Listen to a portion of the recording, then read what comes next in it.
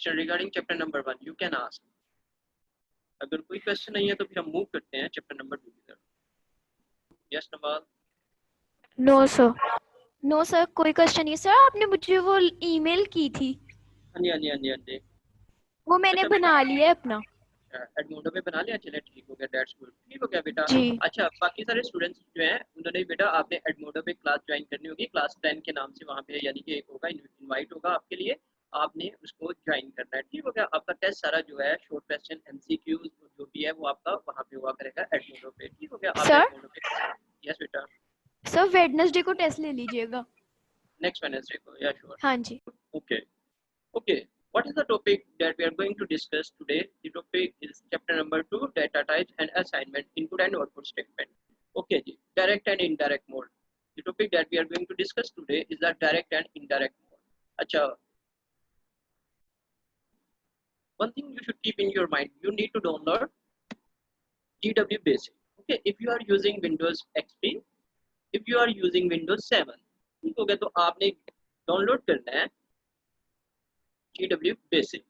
ठीक हो गया. अगर आप विंडोज 10 यूज कर रहे हैं तो फिर आप यूज कर ले पीसी बेसिक. ठीक हो गया. पीसी बेसिक यानी कि जो विंडोज 10 है वहां पे GW बेसिक सपोर्ट नहीं करता. GW basic is for beginner. तो अब तो वैसे GW बेसिक खत्म हो रहा जा रहा है लेकिन आपकी प्रैक्टिस के लिए इट्स अ गुड वन. ठीक हो गया. For beginner it's a good one. GW basic it's a good one two learn programming. तो अगर आपके पास विंडोज XP है, विंडोज 7 है तो आप GW बेसिक इजीली कर सकते हो. अगर विंडोज XP या विंडोज 7 नहीं है तो फिर आप अपनी मशीन पे ये कर लो PC basic. It's okay. Okay let me discuss about direct and indirect mode. Okay अब देखिए नाम से इसका डायरेक्ट एंड इनडायरेक्ट मोड. ठीक हो गए. There are two modes of GW basic. ठीक हो गए. Two modes of GW basic.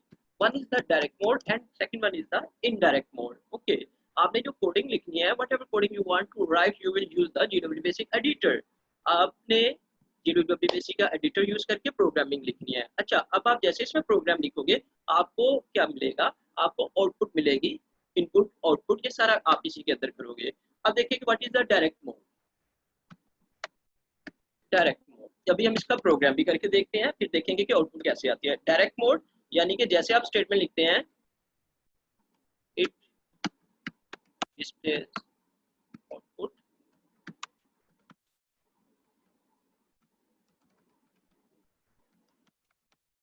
ठीक हो गया जी.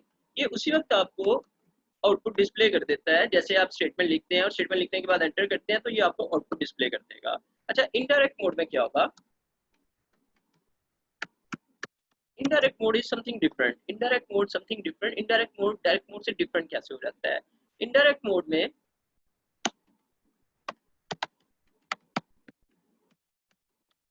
Line number. ठीक हो गया जी. आपने क्या करना है? You need to write a line number. आपने line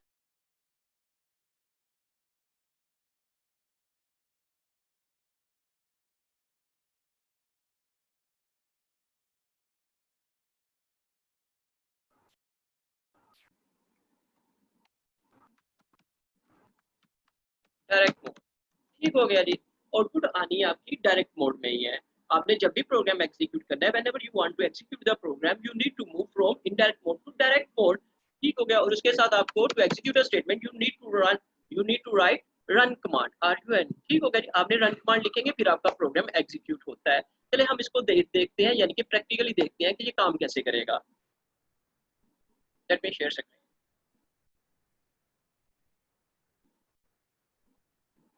Okay, this is the PC basic. Okay, PC basic screen is clear. आपको इसका व्यू क्लियर है? Yes, Daim. Yes, sir. Nehmiya. Okay, that's good.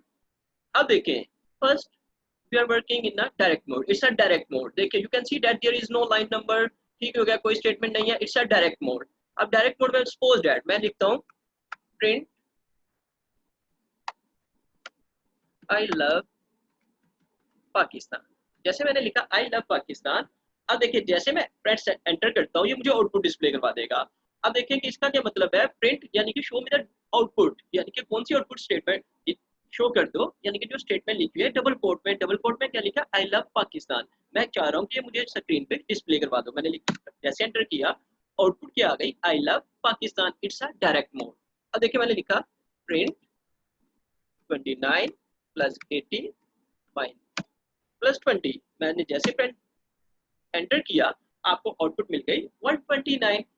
We are getting output, यानी कि in direct mode में हम output उसी वक्त यानी कि गेट करते हैं जैसे ही हमने स्टेटमेंट लिखते हैं और प्रेस एंटर कर देते हैं। अच्छा, अब देखिए मैं लिखता हूँ प्रिंट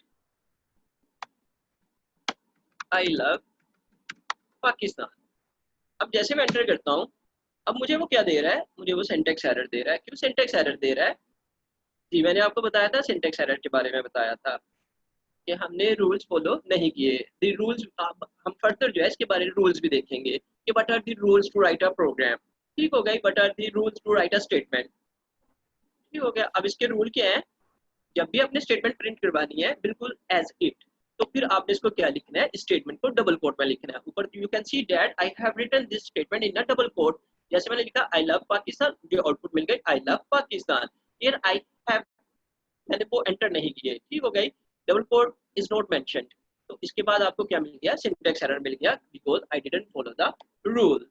ठीक हो गया। तो बेटा जब भी आपने प्रोग्राम लिखना है तो you need to follow the rule. अगर आप रूल्स फॉलो करेंगे तो तब आपके पास एक्यूरेट आउटपुट आएगी। अगर आप रूल्स फॉलो नहीं करोगे तो आपके पास एरर आएगा। That's okay. अच्छा, is there any question? Direct No, code sir. में कोई भी okay, to clear a screen you need to write CLS। CLS mean that clear screen. आपने यानी कि जो भी आपके प्रोग्राम है उसको क्लियर करने के लिए आप लिखोगे CLS क्लियर स्क्रीन। ओके, मैंने क्लियर किया। अब हम देखते हैं इनडायरेक्ट मोड।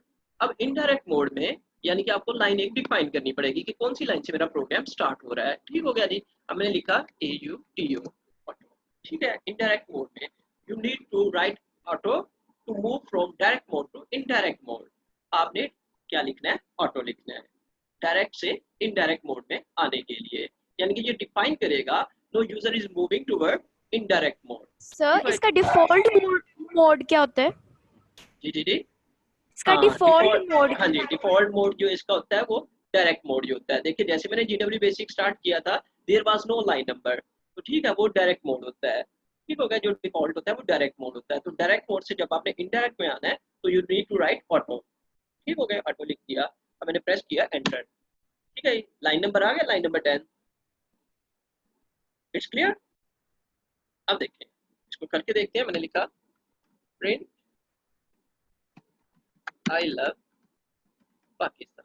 ठीक हो गया। जैसे मैं इसको एंटर करता हूँ अब लाइन नंबर क्या आ गया, लाइन नंबर 20 आ गया।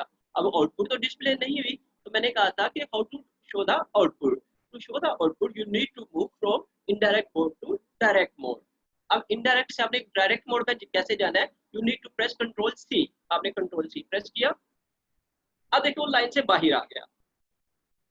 ठीक हो गई। जब भी आपकी आउटपुट एग्जीक्यूट होती है, आउटपुट आपकी हमेशा डायरेक्ट मोड में ही एग्जीक्यूट होगी। ठीक है, इनडायरेक्ट मोड में आप कोड लिखोगे और डायरेक्ट मोड में आके इसको एग्जीक्यूट करोगे उस कोड को। ठीक हो गया जी। अब ये देखिए ये क्या करेगा, आपने जो स्टेटमेंट लिखी है प्रिंट आई लव पाकिस्तान, ये इसको एग्जीक्यूट करेगा। तो एग्जीक्यूट, अब देखिए डायरेक्ट मोड में आप एंटर करते थे, स्टेटमेंट आपकी क्या करती थी, आउटपुट एग्जीक्यूट हो जाती थी। यहाँ पे आउटपुट एग्जीक्यूट नहीं हुई। क्यों एग्जीक्यूट नहीं हुई? Because you need to follow the rule. आपको लिखनी पड़ेगी RU एंड रन स्टेटमेंट। ठीक हो गया जी। प्रेस एंटर आ गया I love Pakistan. It's clear? Yes dear students, the difference between direct mode and indirect mode. It's clear? दोबारा करवा देता हूँ आपको। फिर मैंने लिखा ऑटो लाइन नंबर 10। अब क्या करते हैं हम, लेट मी ऐड 2 नंबर्स। हमने 2 नंबर्स को ऐड करवाना है जी। ठीक हो गया। उसके बाद हम दोबारा मूव करेंगे। अब मैंने 2 नंबर्स को ऐड करवाना है। 2 नंबर्स कौन से हैं मेरे पास, एक 500 600 को ऐड करवाना है।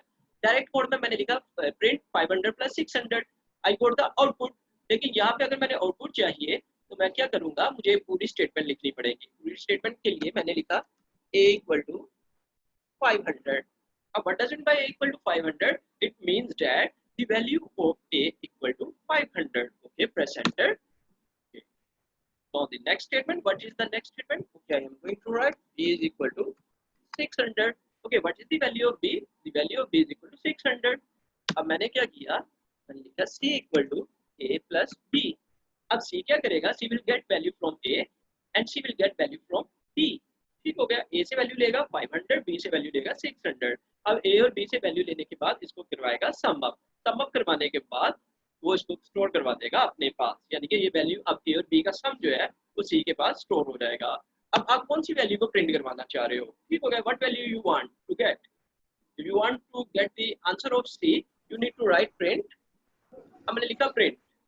अब जो डबल कोट में लिखता हूँ वो तो वैसे ही प्रिंट होगा, डबल कोट मैंने लिखा सम ऑफ टू नंबर्स, ठीक है, सम ऑफ टू नंबर्स, ये तो स्टेटमेंट वैसे की वैसे आएगी, लेकिन मुझे तो चाहिए वैल्यू, मुझे तो ये स्टेटमेंट नहीं चाहिए सम ऑफ टू नंबर्स। तो आपको क्या करना पड़ेगा, आपको सेपरेट करना पड़ेगा इस स्टेटमेंट को वेरिएबल से। तो आपने सेमीकोलन लिखा, सेमीकोलन का मतलब क्या है, यहाँ पे स्टेटमेंट आपकी यानी कि खत्म होती है। अब नेक्स्ट वैल्यू क्या है, नेक्स्ट वैल्यू मैं कहता हूँ सी, यानी कि सम ऑफ टू नंबर्स को प्रिंट करवाने के बाद मूव कर जाओ सी के पास, और जो सी के पास आंसर होगा उसको गेट करके स्टोर करवा दो। अभी इसके बाद हम देखेंगे ना वेरिएबल, उसमें आपको अंडरस्टैंड कर जाओगे, ठीक हो गया जी। देखिए print sum of two numbers, ये तो आ गई आपकी डबल कोट। डबल कोट में जो वैल्यू होती है वो तो वैसे की वैसे प्रिंट होगी, स्टेटमेंट होगी। अब उसके बाद सेमीकोलन, सेमीकोलन का मतलब क्या है कि इसको सेपरेट कर दो।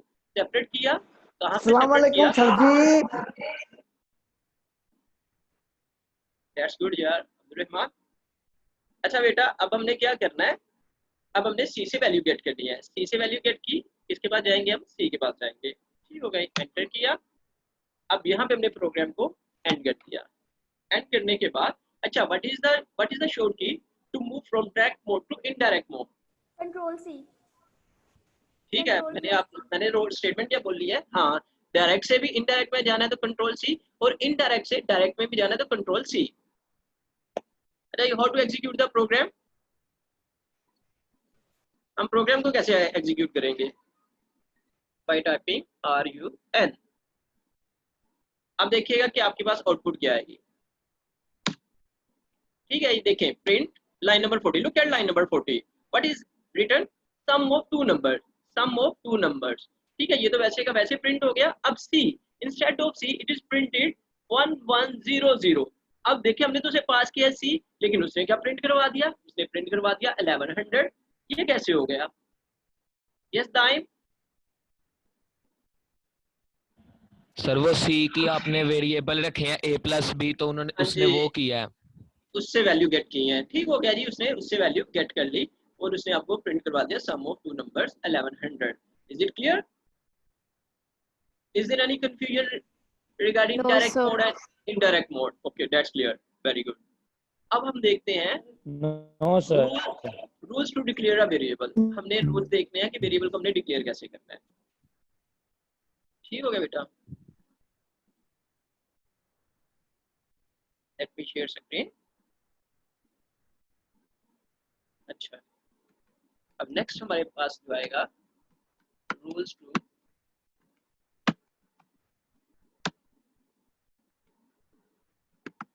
Rules to declare a variable. अब हमारे पास रूल्स क्या है, लेकिन रूल्स को डिक्लेयर करने से पहले we need to know what is a variable. Variable क्या होता है जी, आपने मैथ में भी पढ़ा हुआ है वेरिएबल, ठीक हो गया जी। हो सकता है कि मैथ की डेफिनेशन समथिंग डिफरेंट हो, आपने यानी कि जो प्रीवियस क्लासेस में आपने क्यू बेसिक वगैरह किया है आपने उसमें भी पढ़ा है, और आपने यस बेटा जिसकी कोई सेम वैल्यू नहीं होती, जिसकी वैल्यू वेरी करती है। वेरी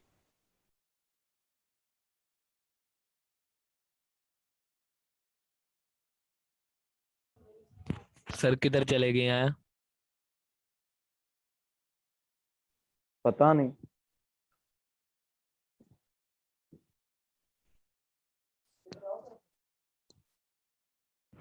एक्सक्यूज मी टीचर, ये क्या हो गया सर को,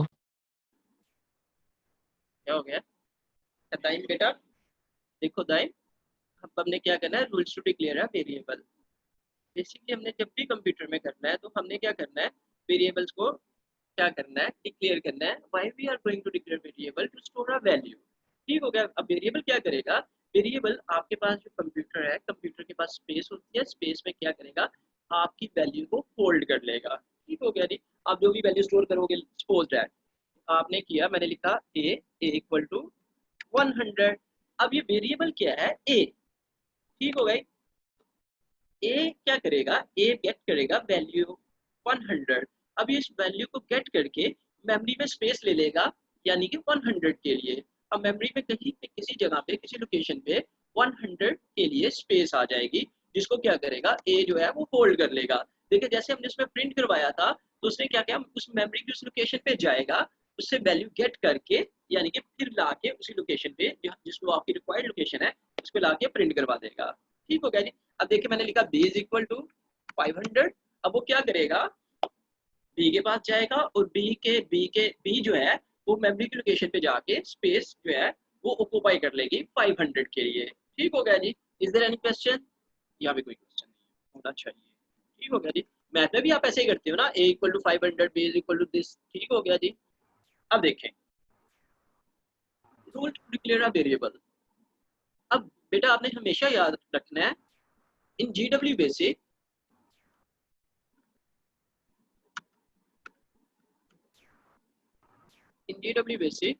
वेरिएबल कैरेक्टर लेंथ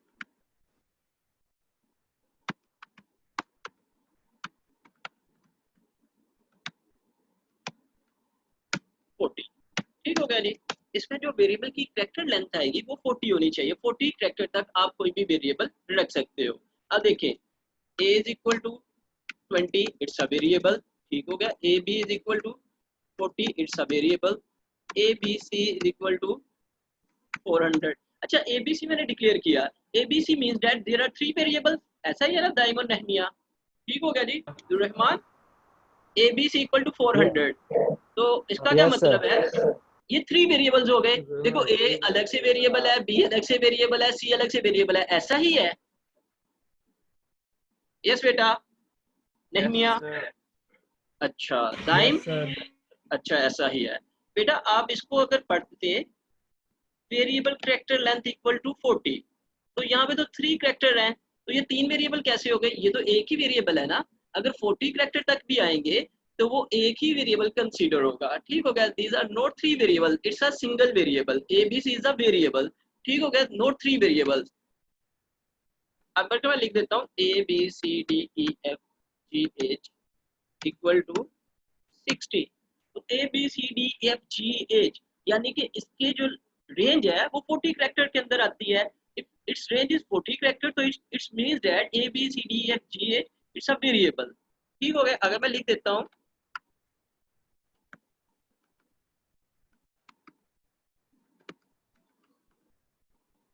ठीक हो गया, Saint Anthony's High School is equal to 700।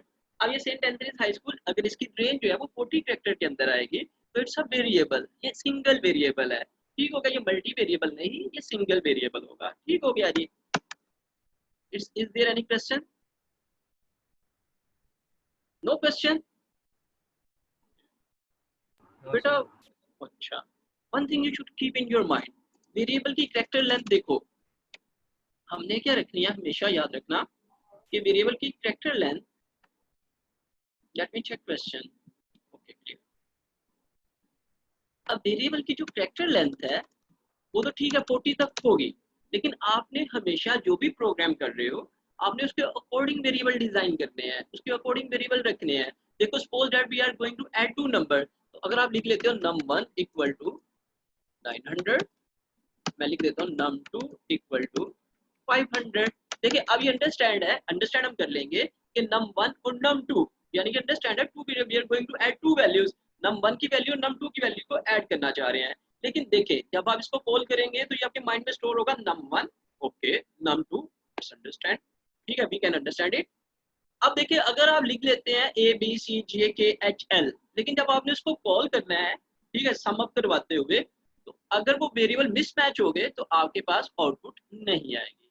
ठीक हो गया जी। इसलिए आपने one thing you should keep in your mind कि वेरिएबल की कैरेक्टर लेंथ आपने कम रखनी है। उसका फायदा क्या होगा आपको कि वो उसकी एक तो मेमोरी में प्रोसेसिंग भी फास्ट हो जाएगी और एक वो आपकी मेमोरी में भी यानी कि इजीली स्टोर हो जाएगी। उसको यानी कि अपने माइंड में आप याद रखना आपके लिए इजी होगा कि मैंने ये वेरिएबल यानी कि ऊपर डिक्लेयर किया है और मैंने उसी वेरिएबल को कॉल करना है। लेकिन अगर आप डिफिकल्ट वेरिएबल रखेंगे तो वो आपके लिए भी डिफिकल्ट होगा उसको कॉल करना और उसको याद रखना। ठीक हो गया जी। इसलिए जब भी आपने वेरिएबल डिक्लेयर करना है तो कोशिश करें कि कैरेक्टर लेंथ उसकी मिनिमम रखेंगे। ठीक हो गया जी। और जिस नंबर के लिए या जिस तरह का प्रोग्राम आप डिजाइन कर रहे हो उसके अकॉर्डिंग आपने वेरिएबल रखने होंगे। अच्छा जी, अब देखें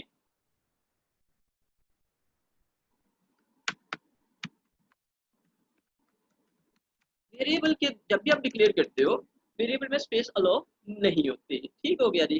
जैसे मैं लिखता हूँ a space b equal to 500, it's a wrong. a space b equal to 500 ये आपके पास रॉन्ग होगा। क्यों रॉन्ग सर होगा?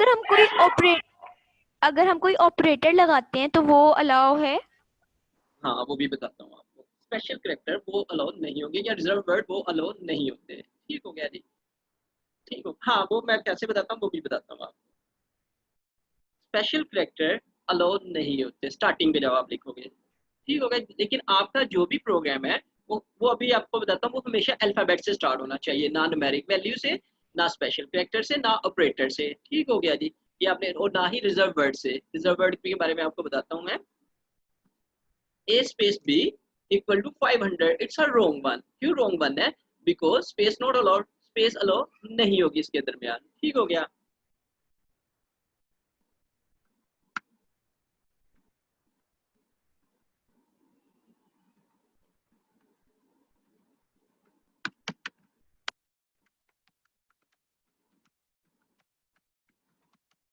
doesn't start with numeric value। Variable कभी भी न्यूमेरिक वैल्यू से स्टार्ट नहीं होता। यानी कि आप ये नहीं लिख सकते 7a equal to 400, it's a wrong one. ठीक हो गया जी।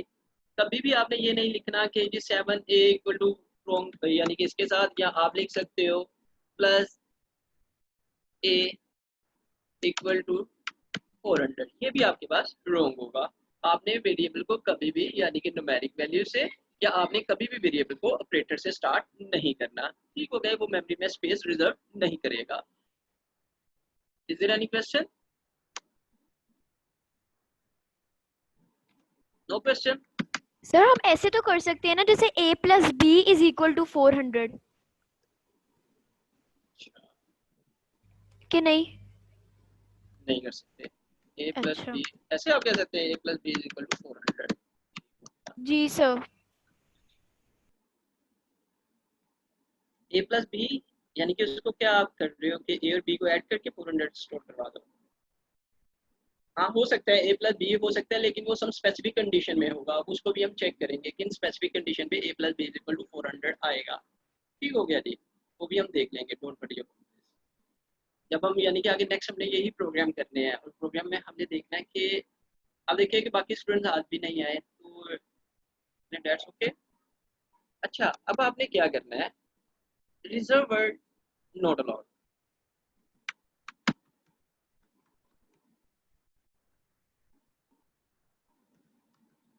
डोंट यूज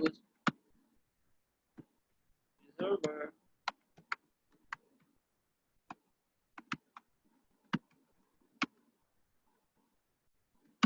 अच्छा, don't use reserve word to declare a variable. कभी भी आपने रिजर्व वर्ड को यूज नहीं करना वेरिएबल को डिक्लेयर करने के लिए। What does it by reserve word?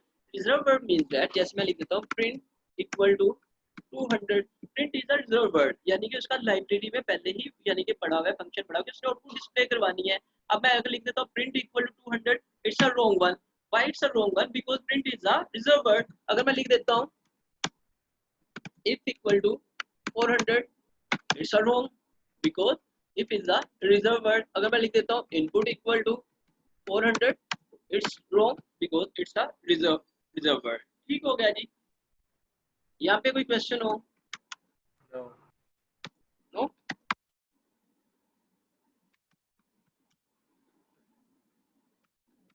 No sir. Okay, that's okay। Okay, always starts with alphabets। Variable हमेशा आपका कहाँ से होगा? अल्फाबेट से स्टार्ट होता है। तो मैंने लिखा a equal to 200 and b equal to 400। ठीक हो गया जी। हमेशा आपने वेरिएबल जब भी लिखना है तो आपने उसको अल्फाबेट से स्टार्ट करना है। हाँ अल्फाबेट के बाद अगर आप ऐसे लिख सकते हो a1 इक्वल टू 300, ये आप लिख सकते हो। न्यूमेरिक वैल्यू बाद में आप लगा सकते हो। हाँ लगा सकते हो न्यूमेरिक वैल्यू। यहाँ देख, यहाँ पे कोई क्वेश्चन हो तो पूछ लो। No question? No sir. अच्छा जी। चलिए नेक्स्ट क्लास में, यानी कि अब तो आपका टेस्ट होगा वेडनेसडे को। वेडनेसडे को you will have test on Edmodo, और उसके बाद ओके यानी कि सर। हम, ठीक हो गया जी। उसके बाद हम ये इसका प्रोग्राम मजीद करेंगे। Is there any question? No question?